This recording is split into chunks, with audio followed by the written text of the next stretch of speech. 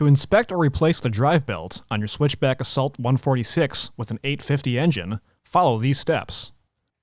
Do not attempt this process after operating in reverse. The snowmobile must be stopped after forward motion to prevent damage to components during belt removal. Ensure the sled is on a flat, level surface. Remove the left side panel by turning the 3/4 turn latches. Pivot the panel away from the sled and pull out to remove.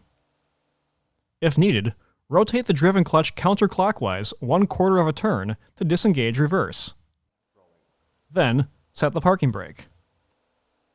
Take note of the drive belt direction of rotation. The belt must be installed in the same direction if reusing. Next, remove the clutch spreader tool from the panel trim. Spread the panel trim apart as needed to access the driven clutch. Insert the clutch spreader tool into the threaded hole on the driven clutch and turn clockwise to spread the clutch.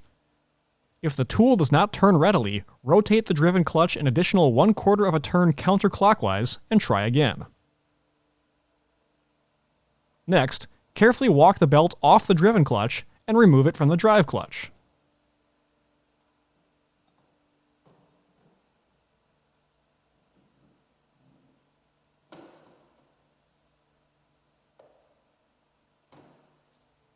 Inspect the belt for any fraying, hourglassing, loose cords, missing cogs, abrasions, burns, or damage, and replace if needed.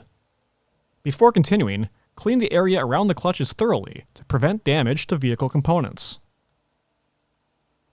If replacing the belt, clean with a mixture of warm soapy water and ensure the part number on the belt is facing outward when installed. Begin installing the belt over the drive clutch, and then continue walking it over the driven clutch sheave.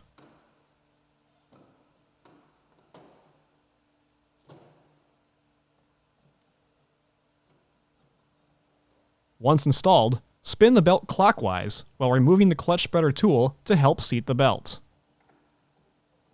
Then, completely remove the clutch spreader tool.